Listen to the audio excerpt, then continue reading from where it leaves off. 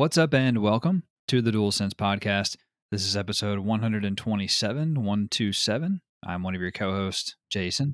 I'm joined, as always, by your other co-host, who we're not quite sure yet is going to be able to hang in for the long haul. He's doing his internet on that bullshit again, but he is calling himself Cricket today. That's Cricket right there. He's also known as Travis. Travis, what's up? Yeah, I got the old DSL internet, I think, I mean, you might as well just put the floppy disk in and make sure everybody hangs the telephone up and dial up.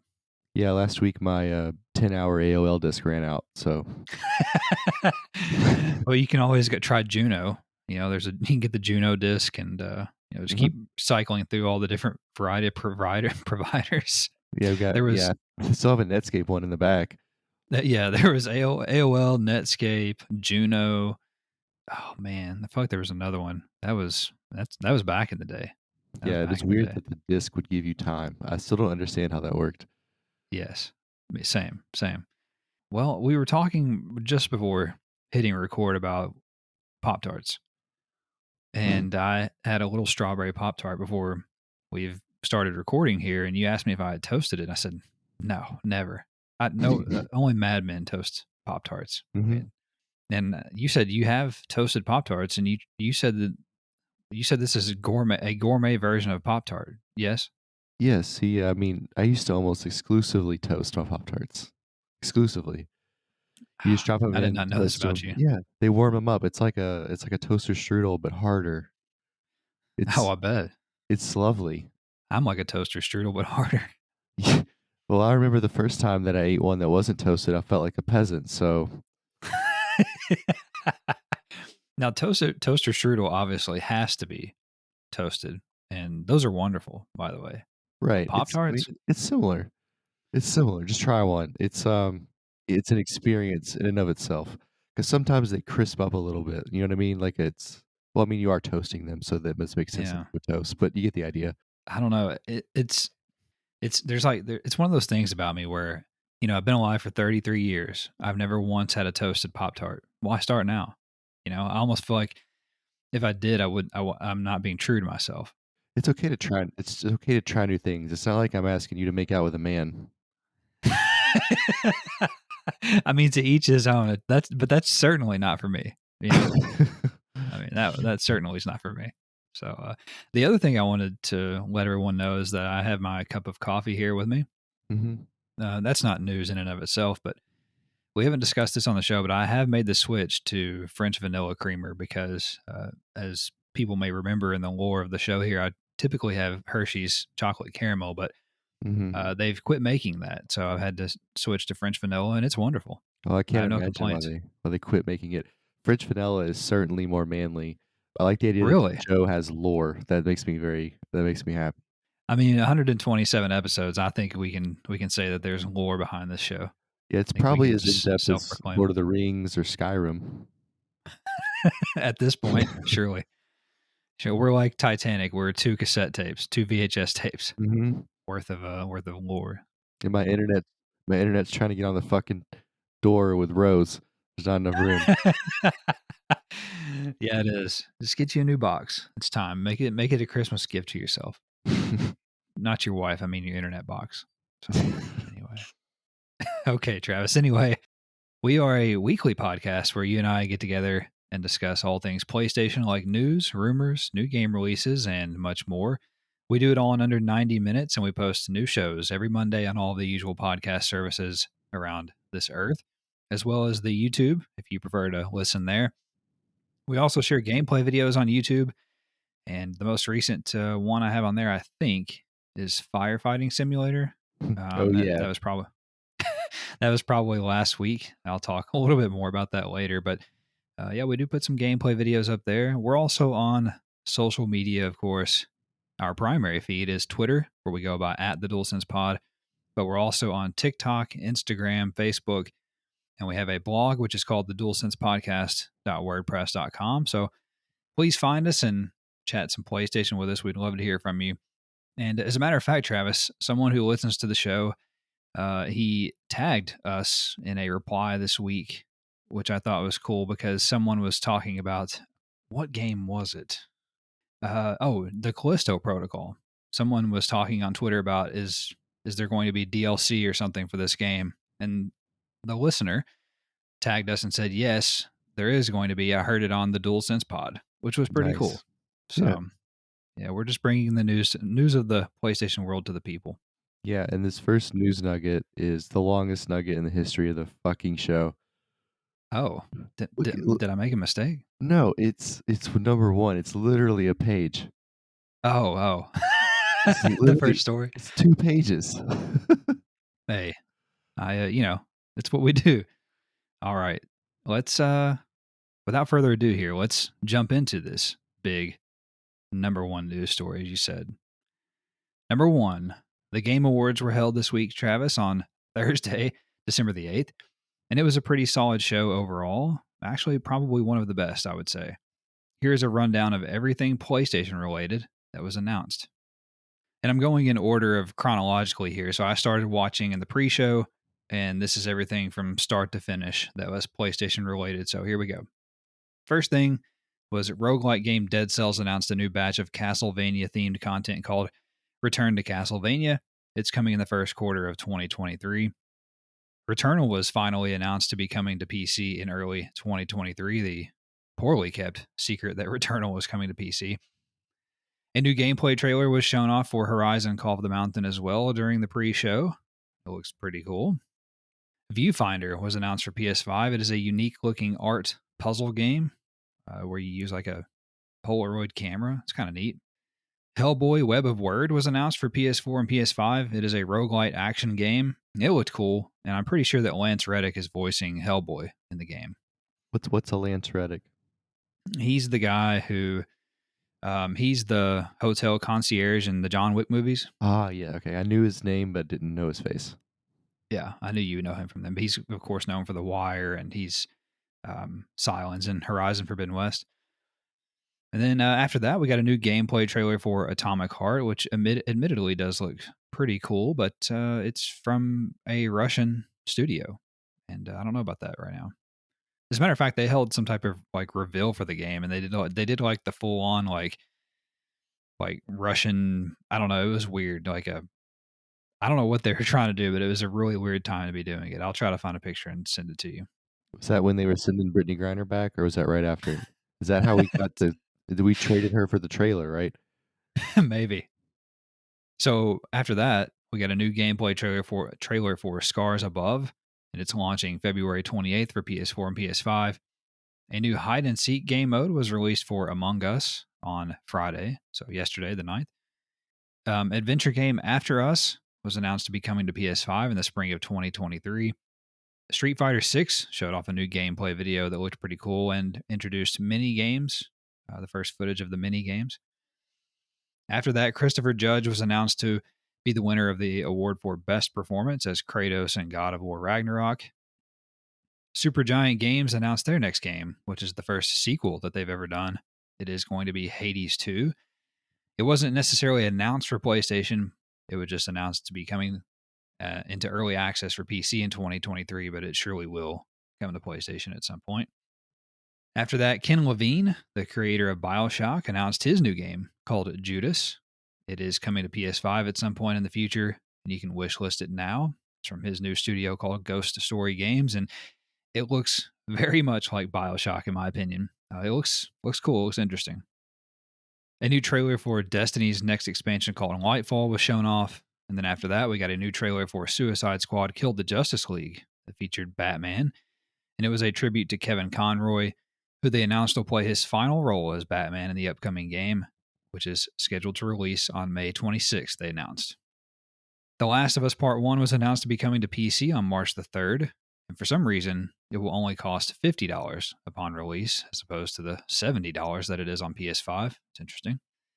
Star Wars Jedi Survivor gameplay showed a gameplay trailer, and it was announced to be releasing on March 17th, as had previously been rumored. The creators of Celeste, a Metroidvania game called Earthblade, was announced, and it's coming in 2024. Open world survival MMO Dune Awakening from Funcom, the team behind Conan Exiles, showed off its first in-game teaser trailer, It's coming to PS5 at some point in the future, and I'll have some more to say about that in a moment. A playable demo for Forspoken went live on PlayStation 5 during the show as well.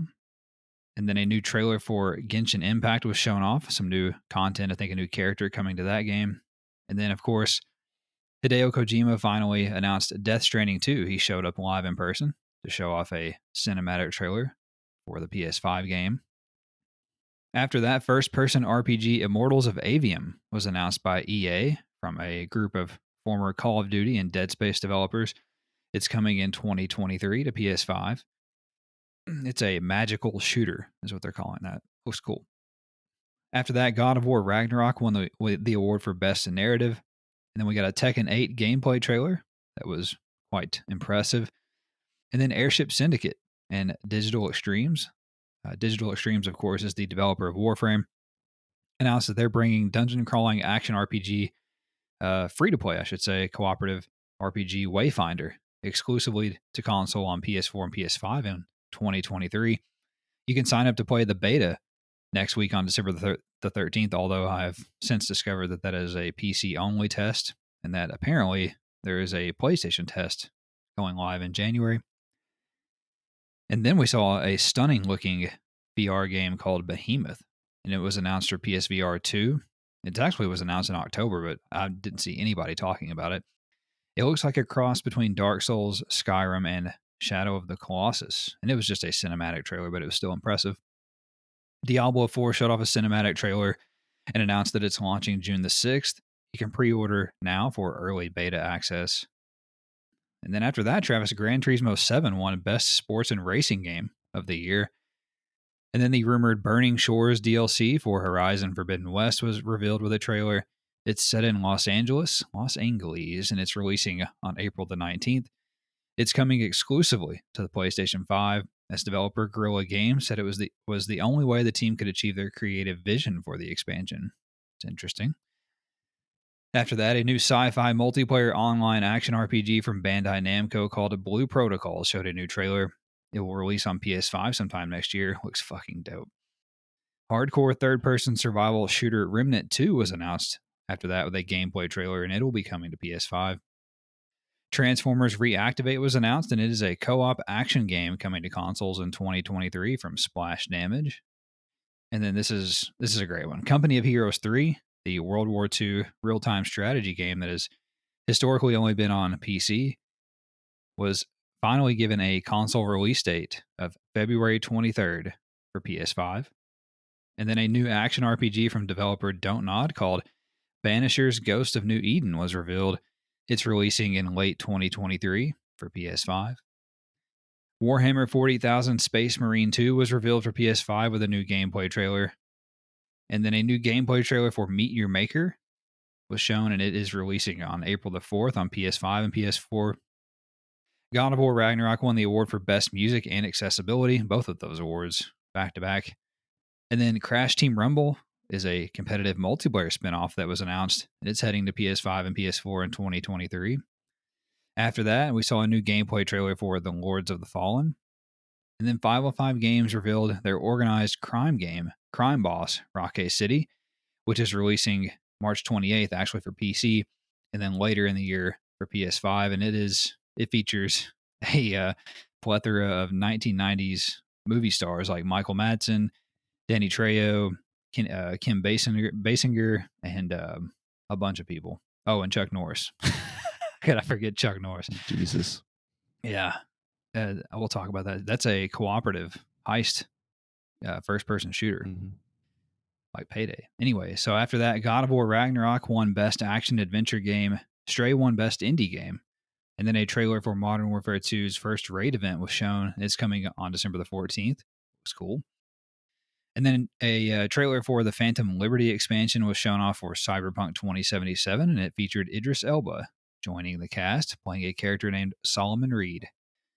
Developer From Software announced their next game, Armored Core 6 Fires of Rubicon, coming to both PS4 and PS5 in 2023. And then finally, the last relevant PlayStation announcement was that we saw a new gameplay trailer for Final Fantasy 16, I should say. It's not the Final Fantasy, we know that. It's releasing June 22nd, and it was confirmed that it would be the first mainline entry in the series to be rated M for mature. And that was the end of PlayStation's Game Awards because Elden Ring won Game of the Year, which was pretty predictable. But overall, a very what I would say is a very big presence by PlayStation on many levels, from awards to game announcements and reveals. And Xbox was pretty much an absolute no show at the show, and that I think that both of those things caught people by surprise, both in terms of PlayStation's presence at the show and Xbox's lack thereof. But anyway, I know you didn't get to watch this because you've been a busy boy, but did any of this jump out to you that I was reading off here, or did you get to maybe see a trailer for any of this stuff along the way here? I saw a little bit. The main thing I took away from it was, like you said, it's just a lot of PlayStation. Like, I don't know what I expected. I just didn't expect it to be that much PlayStation because it seemed like every big beat there was PlayStation. Everything. Yeah, whether it was a console exclusive or whatever, Yeah, publishing a game, yeah. whatever Published the a game, case. going to PC, expansion, award. Like the only thing that Hmm. wasn't solely PlayStation was like Elden Ring because it's on multiple platforms. So like that was really it. Right. As far as what was seen, well, I'll start at the beginning. Basically, we'll start there. So I agree with you Sure. about Atomic Heart. Like it looks interesting, but I'm not gonna give the Russians money. So that's kind of out there. Street Hmm. Fighter 6 did look fun. That did pop up in my YouTube algorithm. Nice. But I don't know. I've always kind of liked Street Fighter, so I'm glad it still looks like it's useful. I assume that Kevin Levine named his new game Judas because it's going to betray BioShock, and everybody will hate it. Would be my guess. That's good. I love that Destiny's still making things. You know, it's just in Hmm. the ether, and it's starting to turn into, for me at least. I never remember the name of the game, but the game where you can travel the universe and it's infinite, Oh, and there's is it planets. on PlayStation? Yeah, there's planets. You know, and Oh, No Man's Sky. yeah, it's just like there's always something. You know, Yeah. and the people that play it fucking love it. So it's kind of in that realm for me now. Yeah. I like what I like the Suicide Squad thing. You know, we talked about Kevin Conroy before, and like you know, it's really Batman to me is Adam West, and then it's all the cartoons he did. So Hmm. you know, it's nice to have one more role to kind of go on. I have a theory about why The Last of Us is $50, and Oh, okay. my thought is, you know, the last two PC ports that we saw, like Mm. Uncharted and whatever, they didn't do well, and I wonder Hmm. if $50 is a better price point for the PC. You know, maybe they're trying that, and maybe 70 was just too much for what people expect out of a PC game, and 50 might be kind of in that wheelhouse. So, you know, Hmm. in a That's a good sense, point. we're paying a premium for it on PlayStation, but you know, it Hmm. is ultimately specifically designed for PlayStation, so you're kind of paying for that luxury, I guess. Sure. I watch every single Star Wars video game trailer, and I'm always disappointed. So you think I'd learn from that? We finally got the Death Stranding 2 thing. Finally, Yep. it Yep. looks interesting. We saw some babies not on backpacks. Oh, yeah. Yeah. You know, some other Yeah. stuff like that. What's his face from The Walking Dead's back? That's not surprising. So Yeah. you know, He's an old nothing too man. crazy. Yeah, nothing too crazy there except that he's old. I really wanted Airship Syndicate to be about airships, but it's just the name of a studio, so that's stupid. Yeah. Yeah. I'm interested in Behemoth, even though you know I probably won't play it, but if it's Hmm. cool on VR, I might be really interested. So we'll kind of see about that. Hmm. Um, Gran Turismo had no competition, so go figure. I mean, with that said, though, it beat out like NBA, FIFA. It beat out all those. I mean, Oh yeah, sorry. In sports, it did. Yeah, that's true. So I'm glad that they were all in you the same know, category. It was like Gran Turismo, FIFA, Forza, FIFA. Did I say fucking FIFA? Forza. NBA, Gran Turismo, Forza, and there was one other one. Mhm. But I, continue. I'm just glad it beat the other sports games. Hmm. Company of Heroes looks dope. It's just I want to try it, so I'm Oh excited it's yeah. coming.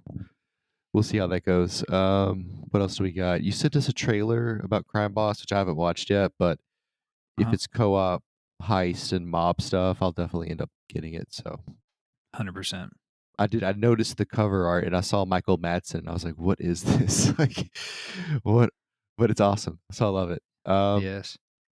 Other than that, nothing else really on the list really sticks out to me.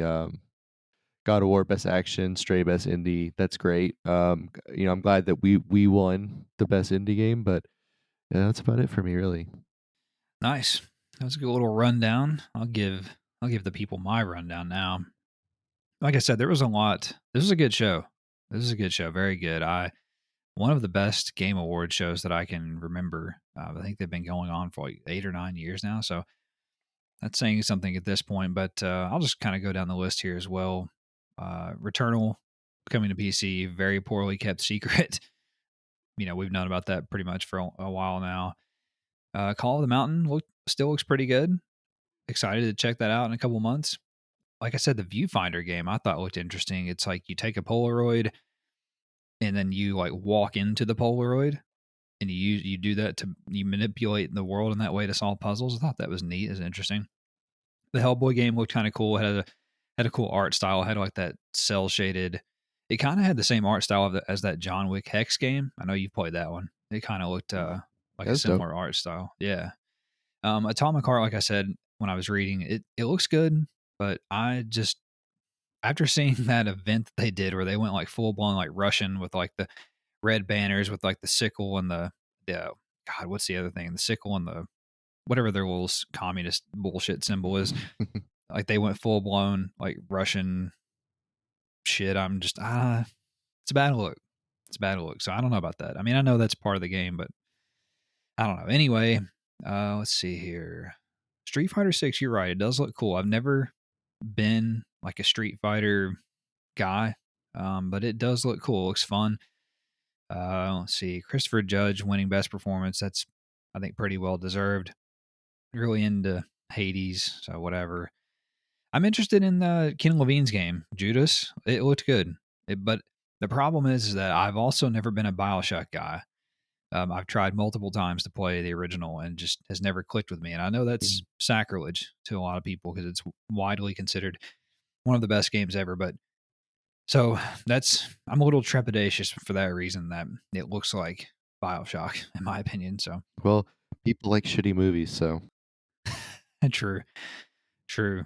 Also, but speaking of, I saw it's not shitty, at least in our opinion, but I saw where on Netflix, Bullet Train is on Netflix. oh, So nice. yeah. Anyway, Suicide Squad. I haven't made up my mind about that game. There was a time when I was excited about it, and then I'm kind of like about it because after seeing more gameplay. But I'm gonna kind of reserve judgment on that one and see how that shakes out. Just I buy think he it. had a good Just buy it what? so you can buy it so you can give Kevin's estate some money. Yeah, true. Might have to. I think he had a good theory about The Last of Us Part One. I think that they've had a couple of middling PC releases here in a row, and I think they're trying to be a little bit more economical and appealing to people. So we'll see how that one does. And honestly, I'm not surprised that it's coming out right then, March 3rd. I think that lines up obviously with the show. What I am surprised by is that it's not the Last of Us multiplayer game coming in March, like I've Mhm. said on the show, which that still could happen in March, I guess, because there still is a live service game that's coming before the end of March that is not announced, at least to my knowledge. So we'll see. What else here? Like you said, Star Wars. That I mean, whatever. People were excited about that, but I didn't like the first one. So, the Dune MMO, Dune Awakening. Mhm. That sounds very dope. So I wrote a write up on Gaming Nexus about this, and I was reading the press release, and it says that you can play with thousands of players, not at the same time, I'm sure, obviously, but in the world, and you do things like start a spice trade, make alliances with different houses from the books and the movie, and you fight in battles from small to like large scale ones with like hundreds of players where you have like ground vehicles and you have the flying ship things, whatever. Like, so Mhm. it sounds really cool. And the fact that it's current gen only PS5, that is appealing as well. So going to keep my eye on that one. The Forspoken demo, I will talk about that a little bit later. And then finally, we got to see Death Stranding 2, and it was pretty much a foregone conclusion that we were going to see that there. I mean, Keeley is really the only person that Kojima will will talk to or announce anything with. So that was, I mean, obvious. And it looks good. It looks good. It looks like a just mind fuck of a game, and like most of Kojima stuff. So I'm excited about it. I am excited about it. I'm hoping that that's a 2023 game. I think it's possible. That'd be 4 years from the first one. So we'll see. And also, remember we were talking about the theory of it being at sea or whatever. Well, at least at some part of the trailer, they were on like a submarine or some type of ship thing. So that was interesting. That Immortals Avium game, Immortals of Avium, I should say, that looked cool. That was like like I said, a magical shooter where you just instead of guns, you have magic. It looked cool, so we'll keep an eye on that. It was a cinematic trailer though, so it's hard to say for sure. I'll kind of skip over the rewards here. What else? Oh, the Wayfinder game from Airship Syndicate and Digital Extremes. That looks really cool. I've signed up for the beta, so we'll see if it's any good. PlayStation is publishing that game, it seems like, or at least they partnered with them because they showed the PlayStation logo and the splash screen at the start of the trailer. So it sounds like there's some exclusivity there, I think, on console. And then that Behemoth game, like you said, that looked wild in the cinematic trailer. I don't know if it truly is a Dark Souls style game. I don't think I can do that, especially in VR. But I'm keeping my eye on that one. It's from the same people that make the Walking Dead Saints and Sinners VR games. Same developer. So there's that. Stoked for the Horizon Forbidden West DLC. Burning Shores looks good. Interesting that it's only on PS5. Very interesting. I think as of right now, from PlayStation Studios first party, I don't think there's been any games announced for PS4 in 2023. So this might finally be the year that Sony and PlayStation leave the PS4 behind from a first party standpoint. So hopefully so, but that looks dope. Yeah, Company of Heroes 3, excited about that, to check that out. Looks very dope. What else?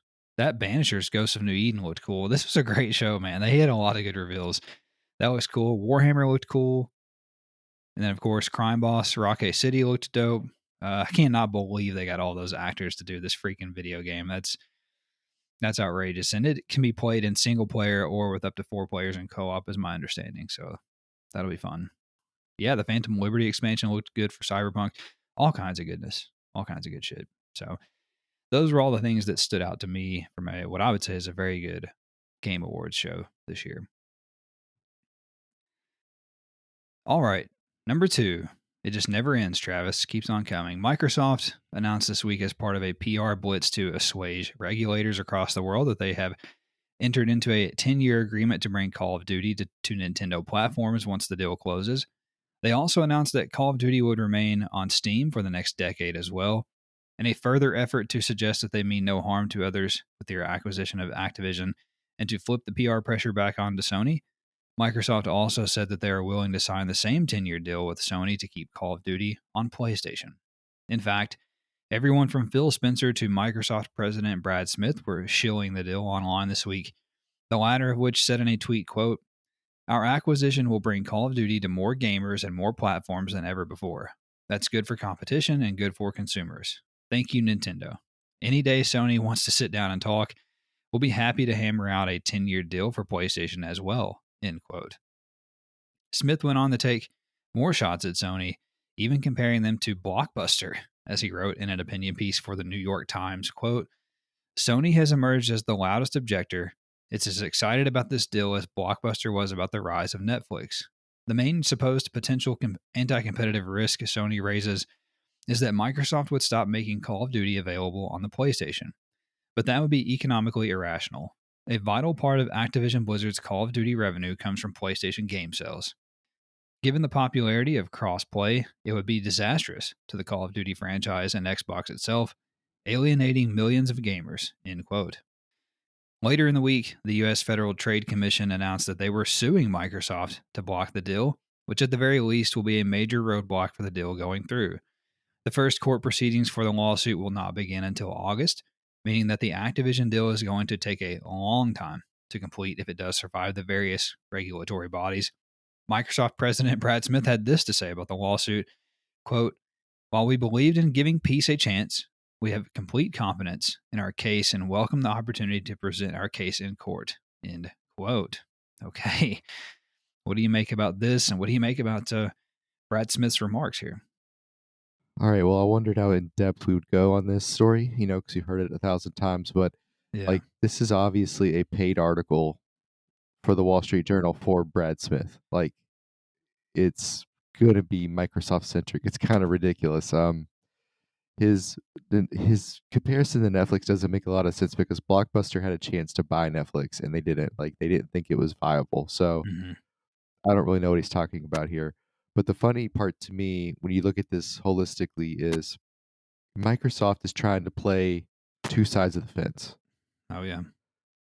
And if you listen to them, they say things like, we're third in the market, we're behind Nintendo, we're behind PlayStation. Having Activision, Blizzard, it makes us on a level playing field, right? Finally.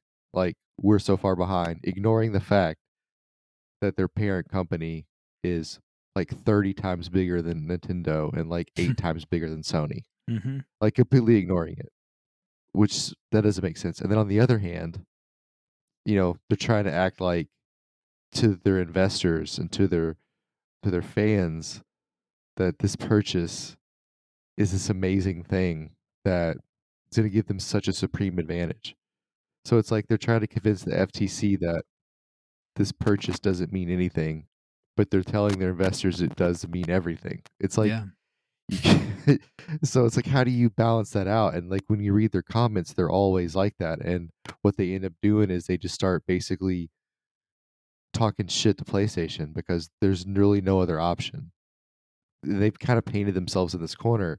If they really came out and admitted what they're saying behind closed doors and what they're saying, to their investors and people that love Xbox, the FTC would probably block it.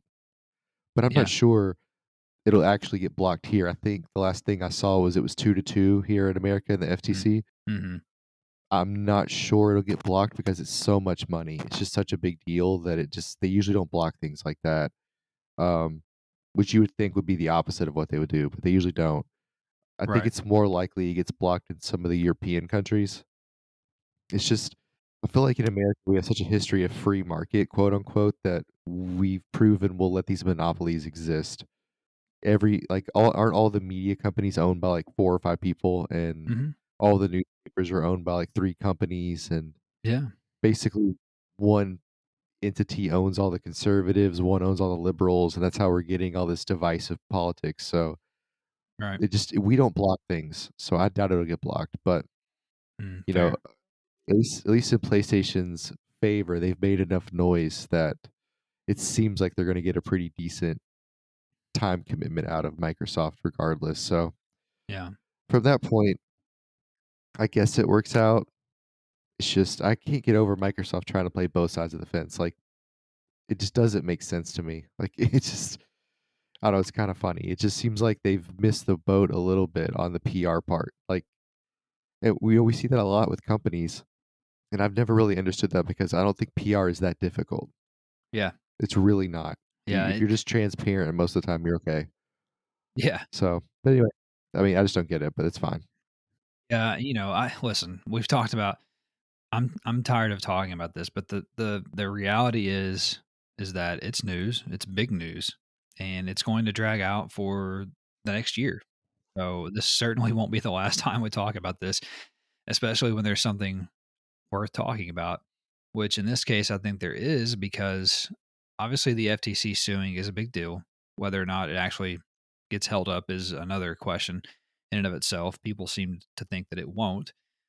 But I would say that at the very least, this whole process has gone about as well as it could for PlayStation in terms of what they were probably hoping to get out of this. Every step of the way, they've kind of had things work out in their favor and I'm not saying that's right or wrong. I'm just saying that it has. And I do think it's odd that the president of Microsoft is doing things when they're in the middle of an anti-competitive battle and lawsuit now that he's comparing his one of his biggest competitors for his gaming division to Blockbuster, which was out of business by a direct rival in Netflix. And yes, like you said, Blockbuster had a chance to buy them, but at the end of the day, they did not survive the change to video streaming. Mhm. And they were put out of business. So it's weird that he goes and publicly compares Sony to them in the middle of all this, first of all. And then it's also like, I don't know what this guy's on. He also makes that comment where he says, "While we believed in giving peace a chance, we have complete confidence in our case and welcome our opportunity to present our case in court." Like, is this war, man? Like, Yeah. Ukraine? What is it? What are you talking about? We believed in giving peace a chance. It's business. Like, what are you talking? I don't know. And if Jim Ryan said some dumb shit like that, it would throw me off too. But I just don't get that. And at the end of the day, I really don't know what'll happen. I think the deal will continue to go through, but at the very least, it got a lot more expensive for Microsoft to get this through. Which, at the end of the day, this could just be Sony just trying to give Microsoft a big middle finger. Like, fine, you want to spend $70 billion and buy Call of Duty? Guess what? You're going to give it to us for 10 or 15 years, and we're going to make it cost you more money because you're going to be tied up in court paying lawyers all this time for the next year. So I'm not saying again that it's right or wrong, but that is business.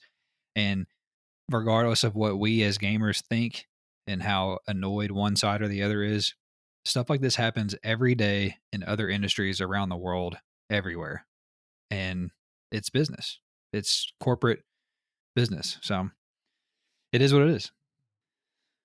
Number 3, a reboot of the Uncharted series is in the works, Travis, according to website The Leak, which I've never heard of. They claim that the project has been handed to an unknown studio, with Naughty Dog only assisting on development of the game initially. That developer is likely to be the mysterious new team at Sony San Diego, which, according to recent job listings, is developing a title in collaboration with Naughty Dog based on a quote-unquote beloved franchise. And insider Tom Henderson seemed to mostly cooperate this week, saying that he's heard much of the same. So what do you think about a Uncharted reboot? Yeah, I think Uncharted reboot will be fun. It's about time. Probably won't do great on PC, as we saw. We talked about this before. I'm sure it won't be Nathan Drake. I'm sure it'll be some sort of spin-off, and he'll make a cameo, and it'll be a pack torch and all that fun stuff. But there's no way that they're not gonna let that franchise kind of ride off just yet, especially with the movie and kind of the success it had. I think we got one more movie. I would venture to guess it'll come out around the time of the game, based on the development schedule of both of those things. So yeah, it's cool. Yeah, I'm here for it. I would love an Uncharted reboot, if you will. And there's definitely, you and I both played Uncharted 4. A lot of people have. There's definitely a path for them to take following the way Uncharted 4 ended. And it doesn't have to include Nathan Drake, as you said. He could just be there as a cameo. And in fairness, if you're going to reboot a franchise, I would think if you're going to reboot this franchise, I would think that Nathan Drake would not be there in a prominent way. That's not necessarily a reboot. That would just be a sequel. So I think that's cool. I think it could definitely be done.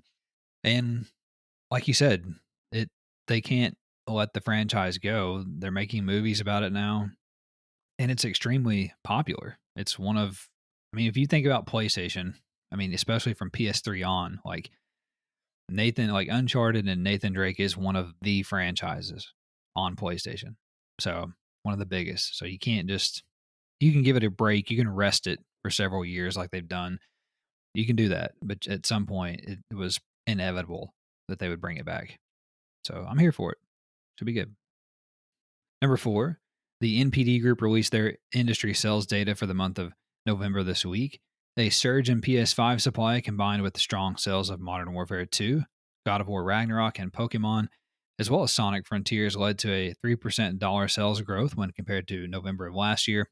In fact, hardware dollar sales grew 45% year over year, led by PlayStation 5 as the best selling piece of gaming hardware for the month, which remains the year's overall best selling piece of hardware in terms of dollar sales. Switch has still sold the most units, of course. Modern Warfare 2 dethroned Elden Ring as the year's best selling game and has now led back to back months in dollar sales. God of War Ragnarok debuted as the second best selling game of November and the fifth best selling game of all of 2022. The Galactic Purple DualSense controller was November's best selling accessory. And the top 10 best selling games on PlayStation were as follows. Number 1 was God of War Ragnarok, which was number 2 overall, regardless of platform. It was followed by Modern Warfare 2 at number 2, Madden 23, FIFA 23, Sonic Frontiers, NBA 2K23, Gotham Knights, Spider-Man Miles Morales, which was number 9 overall. It's back. Horizon Forbidden West was number 9, which was 19 overall. And Gran Turismo 7 was number 10. What do you make anything of the NPD data?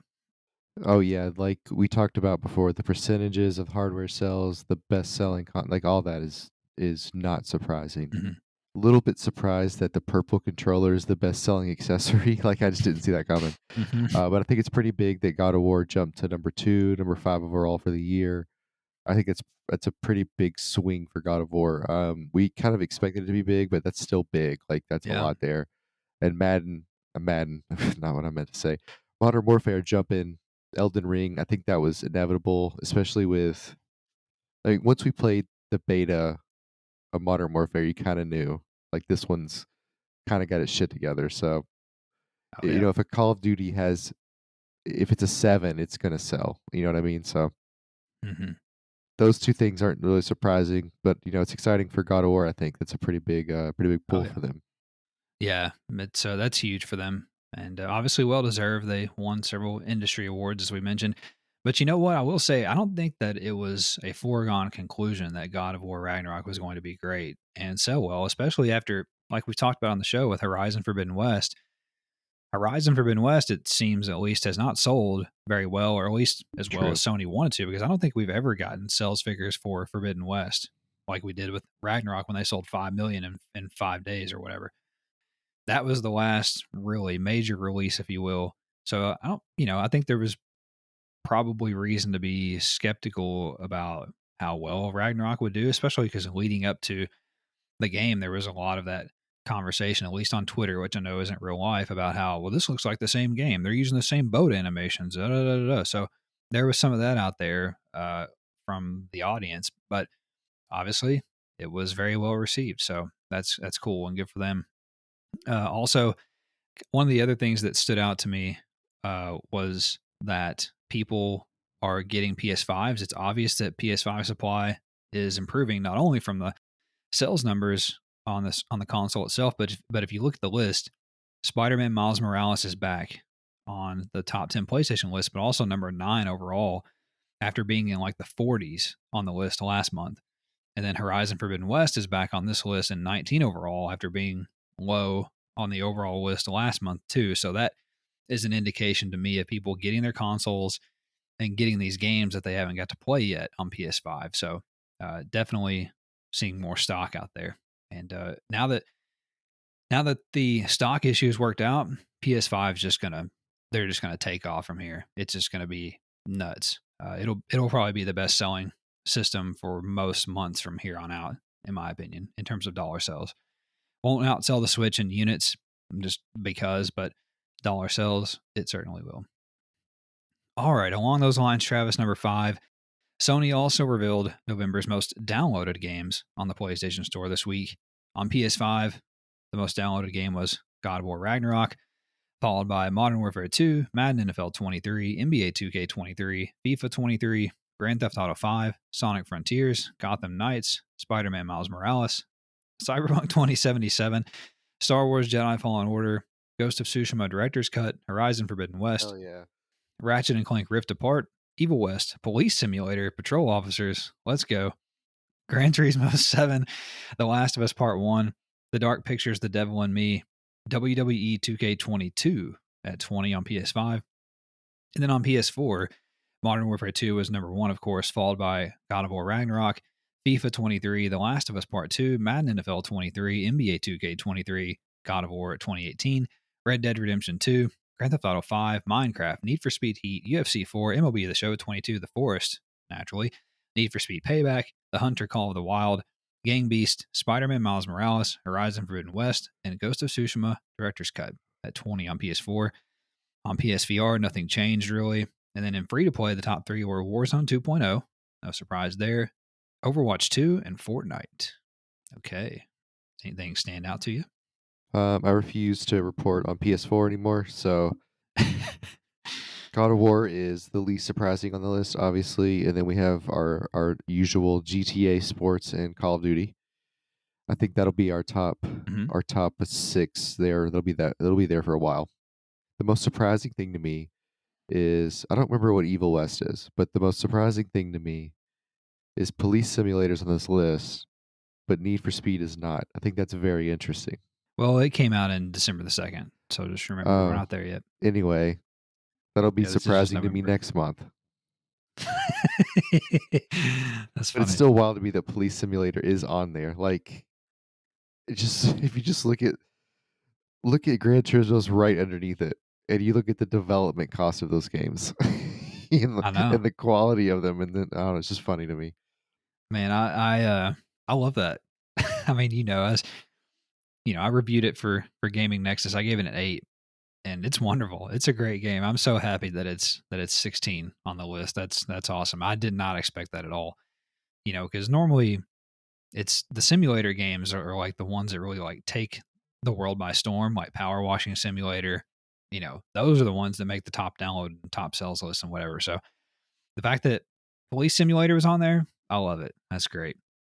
Again, Miles Morales on there on the download list, like I mentioned earlier. Horizon Forbidden West. Those are signs of people getting their PS5s and getting in there. Glad that Ragnarok was able to overtake Modern Warfare 2 on PS5. Let's see. Nothing else stands out really. The Forest, of course, is always on PS4. The other Need for Speed games, they're on PS4 because people were getting excited about Unbound, rightfully so, as I'll discuss in a moment. And then nothing else really free to play. Of course, Warzone was going to shoot to the top when it came out. Not a big surprise there. And yeah, so that's it for the top downloads in November on PlayStation Store. Number 6, Travis, we also have a bunch of news nuggets as well. We'll have to motor here. We're running out of time. It's a big show. I'm glad you've been able to hang in there for most of it. So first nugget, PlayStation held a demo festival in honor of the Game Awards over the weekend, and it includes trials of certain titles through December the 12th. The titles include Forspoken, which I think actually might be a permanent one, Season, a letter of the or letter to the future, Bramble, the Mountain King, and You Suck at Parking. Oh yeah, guess which one I'm playing? Dude, the You Suck at Parking one looks pretty cool. That's the one I haven't got to play yet, but I'm going to check that out. I have played Forspoken, and it's average in my opinion. Yeah, it's spoken for. It's spoken for. Season, though, A Letter to the Mhm. Future, that game is going to win some awards. That'll win some awards for sure. It was like a 20-minute demo, but I can tell it's going to be something. It's not for everybody, but it's pretty cool. Next nugget, God of War Ragnarok received an update this week that added the promised photo mode as well as several bug fixes. Website Video Games Chronicle reported that Sonic creator Yuji Naka has been rearrested over insider trading claims during his time at Square Enix, this time regarding Final Fantasy VII Soldier. God, this guy's a career criminal. Also, PlayStation Studio Media Molecule is losing their co-founder Kareem Atune, who announced this week he will be departing the company in early 2023. I'm curious about this because I wonder if Sony has finally told them that they're going to have to make a game, and he just wanted to sit around making dreams still or whatever the fuck. So Yeah. we'll see about that. Elden Ring received update 1.08 this week, which added the new PvP Colosseums, which were rumored, and that's where players can duel against one another or team up in 3v3 fights. Hell yeah. Twitter user Aggiornamenti Lumia, who has a proven track record of finding data in the Xbox and Windows Store backend, has discovered this week that Diablo 4, we already know that. Damn, he has a great name too. Fuck. I'm going to leave that in there because that's just such a great name. That's the most Italian name. Also, Bungie detailed Season 19 of Destiny 2 this week. Yes, Season 19. It will be the game's last major update before the release of the new Lightfall expansion, which was shown at the Game Awards, and it will come with a bunch of balance changes, updates to Crucible, and the first dungeon of the season, and more. Developer Techland held their Dead Island 2 showcase this week, and we learned that you will be able to utilize zombie powers. Interesting. And Techland also detailed the game's different editions. Things are looking pretty good. Of course, it's now coming out the end of April. Excited. CD Projekt Red scrapped plans for their standalone Cyberpunk multiplayer game after 2077's rocky launch, according to a former senior Quest designer at the studio. Probably a smart move. A new LEGO minifigure set, Travis, appears to corroborate VGC's report from earlier in the year that LEGO and publisher 2K have partnered together on a LEGO soccer game. The figures included 2K branding and a Barcelona jersey on the figures. I might play a LEGO soccer game. Seems kind of neat. Yep. Also, details regarding the second season of Modern Warfare 2 and Warzone 2.0 leaked out online this week. The new season will launch in February, according to What If Gaming. It will include the multiplayer map called Castle, which was originally included in World at War, as well as Operator Ronin. I don't remember that map. I don't remember that map at all. I don't remember anything from World at War. Me either. Except you could glitch through the ground. There's like a circle map you could glitch in the ground on, and you were like unstoppable. Yeah, the only thing I remember were the bouncing Bettys in that game, blowing legs off and shit.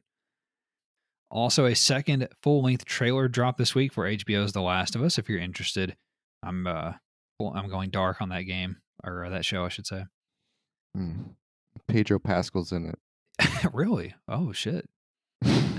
Website Insider Gaming leaked the details regarding the various editions for several games this week. If you're interested, Street Fighter 6, Resident Evil 4 Remake, and Diablo 4 are all outed.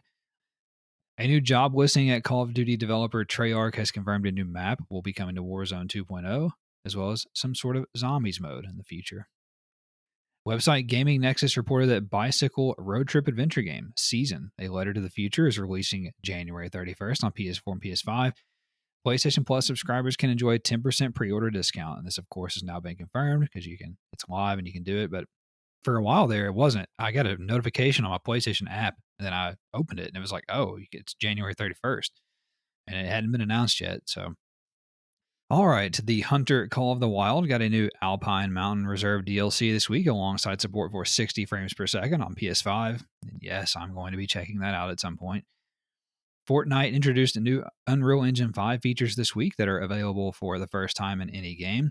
The free-to-play Battle Royale is currently the only title which supports UE 5.1's Nanite, Lumen, Virtual Shadow Maps, and Temporal Super Resolution technologies. And it looks very impressive. And yes, I'm going to check that one out as well, I should say. Virtual Shadow Maps sounds almost terrifying. Also, acclaimed PlayStation VR game After the Fall will be getting a native PSVR 2 port with all of the game's DLC. It will be available day one on February 22nd for the next-gen headset and will feature 4K, HDR, haptic feedback, and more. I'm pretty excited about that. That looks good. That looks very good. It's like, what's that game? It's like Left 4 Dead, Back 4 Blood. Looks like those games. Alien survival horror game Grey Hill Incident was announced for PS4 and PS5. It will launch sometime in the second quarter of next year. This looks really good too. I don't know, you probably didn't see this, but this is like gray men coming into your house and you're trying to get away from them and survive. And it looks pretty good. Also, website GamesIndustry.biz reported that Sega of America has opened a new office in Irvine, California. It will house Sega and its subsidiary Atlas's internal publishing departments under one roof. Developer Harmonix will be shutting down music DJ title Fuser on December the 19th. The game's live services will go offline then, and it will no longer be available for purchase, but players will still be able to play the campaign and any DLC songs that they have purchased after that date. Harmonix was acquired by Epic Games last year to create quote-unquote musical journeys for Fortnite. Conradical Games, the developer of recently released paper RPG The Outbound Ghost, is exploring legal actions to take against Digerati, I have no idea how to say that, after they claimed the publisher released the game without the developer's permission. That's interesting. Right. Apparently it's like broken or something on console, and they're like, yeah, we didn't tell you to release it anyway, or something like that. Next nugget, British developer Splash Damage has acquired fellow UK studio Bulkhead, the team known for World War II shooter Battalion 1944 and puzzle game The Turing Test. As I mentioned earlier, they are the two studios that are now working on the aforementioned Transformers Reactivate co-op action game. Here we go, Travis. Payday developer Starbreeze is opening another new studio in the UK, which will focus on the development of a newly acquired IP, as well as assisting with third-party publishing. So what's interesting about this, do you remember how many times have we talked about on the show about how Starbreeze was like about to go out of business? They didn't have any money. They didn't know if they were going to be able to finish Payday 3. And then they got like a publisher or whatever. And then now they're just like, this is like the second or third studio that they went out and bought. So it's just like things turned around quick for them. Yeah, it makes you wonder why or how. Or is it all crypto? They money laundering? What are they doing? Yeah. Is it oil money? Like, what is it? Blood money? Yeah. All right. Website Push Square reported that PlayStation chief Jim Ryan stated at the PlayStation Partner Awards this week, which is for publishers, that Sony has resolved the PS5 stock shortage. That seems pretty apparent. PSVR Classics Moss and Moss Book 2 are getting native PSVR 2 ports, both of which will be available on the headset on launch day. However, developer Polyarc has decided that there will be no free upgrade path for current owners of the games on PSVR. Kind of stinks, but widely regarded as some of the best VR games. And Moss Book 2, in fact, won Best VR Game at the Game Awards the other night. Hmm.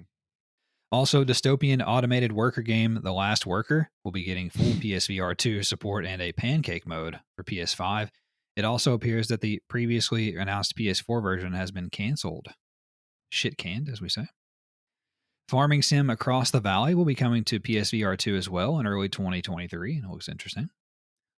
The PlayStation blog has opened its voting for its annual Game Awards this week if you're interested.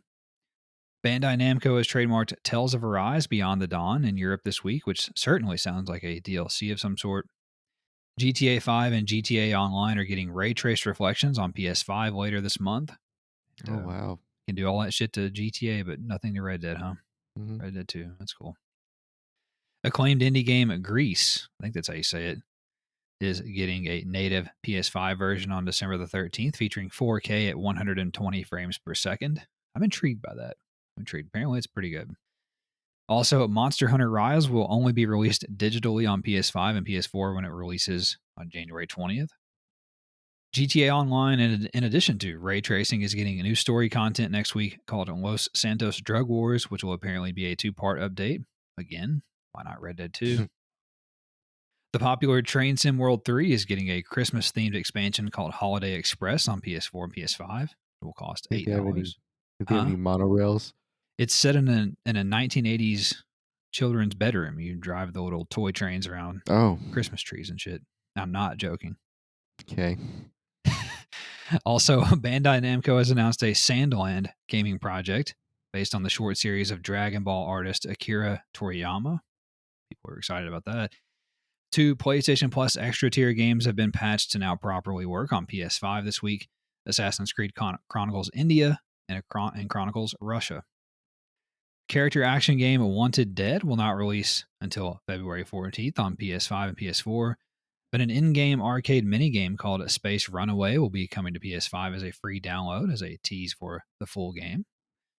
Website PlayStation Lifestyle reported that Stranger Things actor David Harbour revealed he is starring in a new horror game that is scheduled to release in 2023. Harbour also said that he will star alongside actress Jodie Comer. PlayStation Plus Premium received 3 game trials this week: Ghostwire Tokyo, Lego Star Wars The Skywalker Saga, and Sniper Elite 5. And I bet you'll try out Sniper Elite 5. And I would recommend people to try out Ghostwire Tokyo. It's pretty cool. Yeah, it's cool. DLC content for Marvel's Avengers will be coming to an end in 2023, according to Xputer's Miller Ross. He has 2 first names. Or sorry, he's got his names backwards, is what I meant to say. This lines up with the rumors we discussed a couple of weeks ago, which claimed that the game has ran into budgetary concerns. So sounds like Avengers is dying a slow death. Also, website PlayStation Universe reported that the following games received update patches this week: Jurassic World Evolution 2, Star Ocean The Divine Force, Rocket League, Genshin Impact, Elden Ring, The Division 2, Battlefield 2042, Aliens Fireteam Elite, Hell Let Loose, Conan Exiles, and the Callisto Protocol. Developer Cloud Chamber has hired Far Cry 5 writer Liz Albol, I don't know, to be, that's not a typo, to be the narrative lead on their new BioShock game. She has her names backward too. Also, Square Enix revealed that Final Fantasy VII Rebirth will be launching sometime in the winter of next year. Website Gematsu reported that story exploration game Melon Journey Bittersweet Memories will launch on PS4 and PS5 on March 7th. Adventure game Turnip Boy Commits Tax Evasion will come to PS4 on December 20th. You should buy this. Yeah, buy this for your early birthday present. Mm-hmm. That's wild. Also, SpongeBob SquarePants, The Cosmic Shake, will launch. If you're shaking it, you're playing it. Shake it more than twice, you're playing with it. Will launch for PS4 on January 31st. Power Wash Simulator, speaking of, is heading to PS4 and PS5 in early 2023, according to developer at Future Lab. Side-scrolling action game Helvetii will launch on PS4 on February 3rd. Publisher Atari announced that arcade game Aka R the fuck will come to PS4 and PS5 on February 21st. Episodic adventure game Dyschronia Chronos Alternate will release on PSVR 2 on February 22nd. So I think we're up to like 14 or 15 PSVR 2 launch games at this That's a point. lot. Yeah, maybe only a handful, maybe 4 or 5 left to be announced or confirmed. Also, side-scrolling beat-em-up River City Girls 2 will launch on PS4 and PS5 on December the 15th. Pinball FX will launch on PS4 and PS5 sometime in February, Zen Studios announced, very popular creator of pinball games. Martial arts brawler Sifu's replay editor update is now available for all players. It's on sale also right now for the Game Awards sale. Heavy metal music first-person shooter Metal Hellsinger is now available on PS4 after originally launching only on PS5. And finally, Travis Skamatsu reported that developer Apimos Games is releasing cottagecore adventure, quote-unquote, cottagecore adventure game Time on PS4 and PS5 sometime in April. I have no idea what that means. And that is all for the news this week. And since Travis has been able to stick around this whole time, I'm going to let him read the new games this week. I'll let him do his fucking job. Travis, take it away. On Pearl Harbor Day, we have Bot Gaiden. Whoa, Terror hang on. What? Hang on. You should have December the 5th. Oh, God. Sorry. All right. On December the 5th. It's been a couple weeks. December the 5th, we have Swordship. Is that the game footage I sent you, the sword fighters? No, but that looked cool. Oh yeah, that game was hilarious. Okay, on the 6th, we have Divine Knockout, Firefighter Simulator The Squad, Hello Neighbor 2, Hindsight, Paper Cut Mansion. God, that sounds terrible. Kudos, Lost Pets also sounds horrible for kids. Shredders, Sky, Children of the Light also sounds terrifying. Nothing sounds like fun. Warhammer 40,000, Inquisitor, Martyr. See, look, everything's terrible on this list. You don't want to be a martyr? On Pearl Harbor Day, we have Bot Gaiden, Terror of Hemosaurus, and Togs, Togges. On the 8th, we have Chained Echoes, Samurai Maiden, The Forest Quartet, The Rumblefish 2, Witch on the Holy Night. On the 9th, we have Accident, Adventure Academia, The Fractured Continent, Arcade Archives, Pac-Mania, Cyberhook, Jitsu Squad. That was hard to say. Kamikaze Veggies. That's crippled people in kamikaze planes. We also have Petite Adventure and Rush Hour Deluxe Edition. Nice. That's a pretty long list of releases this week. And yeah, you're welcome. Welcome back. Oh, well, I mean, hold on a second here. Let me push back on that because there is a lot of trash here, no doubt, but there are some smaller titles that I think are worth pointing out. Swordship is that dodge 'em up game that I've been interested in. It's like instead of shoot 'em up, you're like using enemy weapons and like getting them to shoot each other. It looks cool. Divine Knockout, I played it last night for a little bit with Jacob. That's that 3D platform brawler with like the gods from the different mythologies. It's not bad. Firefighting Simulator. The sounds cool. Yeah, it's not bad. Played with King Arthur and Thor last night. It's pretty cool. Firefighting Simulator, The Squad. Currently reviewing it for Gaming Nexus. I'm done playing it. I just have to do my write-up. I'll talk more about it in just a moment. Hello Neighbor 2 is somewhat of a big one. People looking forward to that. Paper Cut Mansion sounds like an emo band. Shredders is a snowboarding game. Sky, Children of Light is a free-to-play MMO from the people who made Journey. So I have it downloaded. I'm going to check it out and see what it's about. Unrelated, you should Google Sky Burials. Unrelated. Oh God. Oh God. I don't know if I do. I don't know if I should. It's a thing, man. It's a thing. It's not safe for work. Okay. Warhammer 40,000 Inquisitor Martyr is a PS5 upgrade for that game. It's like an action RPG, kind of like it's like Diablo or like Dead Nation is probably what it's like more closest to.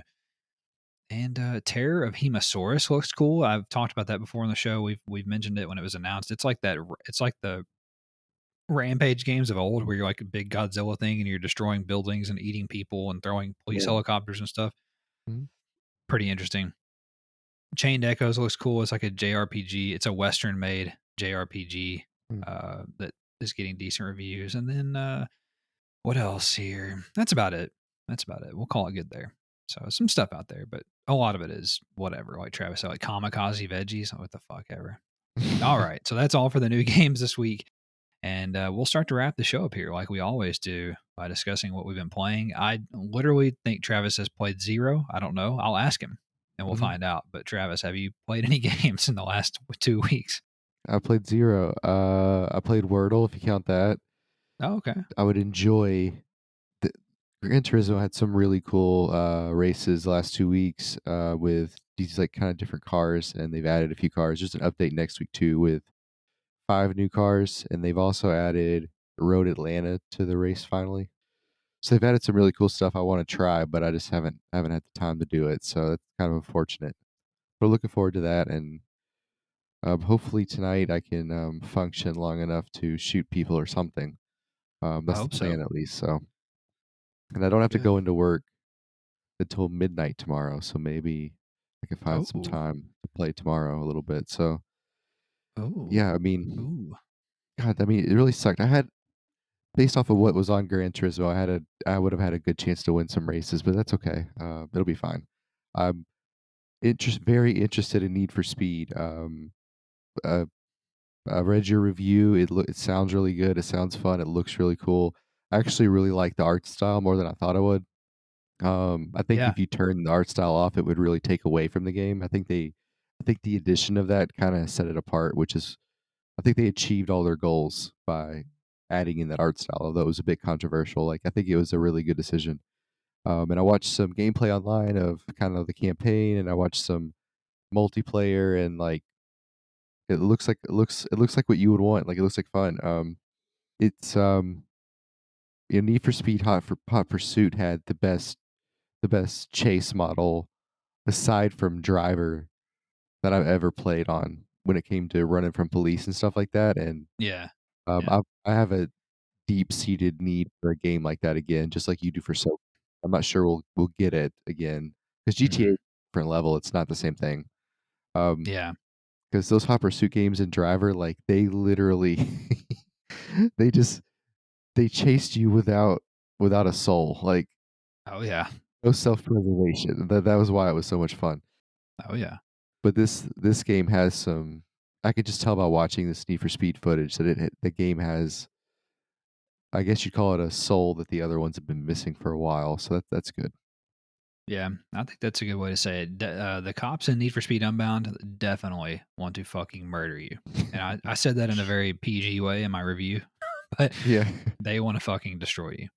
So speaking of, I've only played two. Well, I take that back. I played more than two. I played Need for Speed Unbound the most though this week. I finished up my review for it. I put like over 30 hours into it, which Mhm.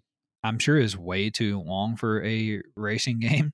And I would argue, I would be surprised if anyone else that reviewed it spent as much time on it as I did. I would be really shocked. I would.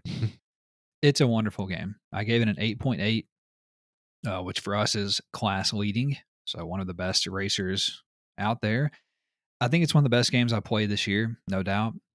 Definitely one of the best racing games that I played in a long time. If you are a fan of racing games, you owe it to yourself to play it, I think. And um, everything worked. Like I talked about on the show earlier in the year when we started hearing the rumors about like they're doing this anime art style and whatever. We were kind of like, ugh, like what the fuck, like. But it works very well, and I would argue that it needed it. The cars look great. The racing's fun. It's some of the best use of the dual sense that I've ever seen or ever felt, I should say, Mhm. so far.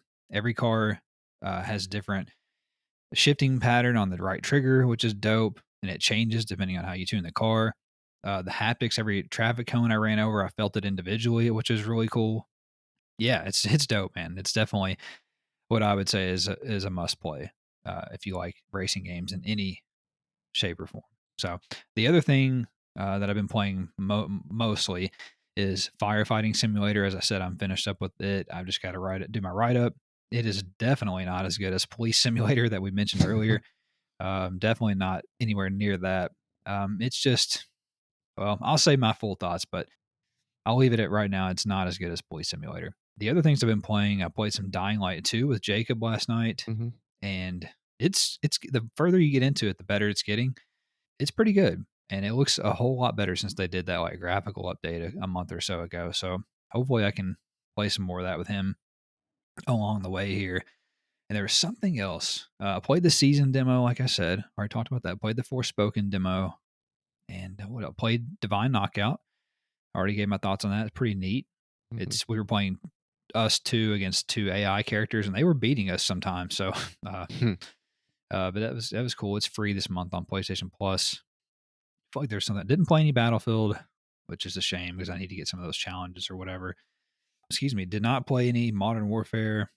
Hmm. I feel like I'm missing something though. I guess not. So yeah, that's a pretty good, pretty full week for me. That's it. I don't know what I'm looking forward to in the week ahead. Hopefully, just playing some more God of War Ragnarok now that I have some of these reviews off my plate, at least for now. Right. Hopefully, me and you can shoot some people. Haven't shot anybody in a long time. So, Make sure you I clip that. shot a man. Do what? Make sure you clip that. Yeah. So I haven't shot anybody in a long time. So hopefully we can do that here pretty quickly. You're about to go back off of a night shift soon. So thank Hmm. God we can get our fucking lives together here. And yeah, so that's it. And with that, that's the show. That's it for Travis. That's it for me. We'll get out of here now. Thank you all for listening. If you enjoyed it, don't forget to subscribe to get a new episode delivered every Monday on your podcast feed or YouTube feed, if you so please. And don't forget to leave us a review as well. Stars, hearts, thumbs up on your podcast service. Leave us a thumbs up or a comment on YouTube, or a like, I guess I should say. That all helps us in the algorithm. And what helps us even more is if you share us with a friend or a loved one who you think might enjoy the show. They can get all of the week's PlayStation news in less than 90 minutes. And that's our niche. That's what we do. So we just bring the news of the PlayStation world straight to you. Also, don't forget to find us on social media at the DualSense Pod on Twitter, Instagram, TikTok, Facebook. Our blog is the DualSensePodcast.wordpress.com. You can get show notes there, our pictures, our bios, etc. And yeah, find us. We'd love to hear from you. So we'll get out of here. Have a great week. Thank you for listening. We'll talk at you next time. Bye bye.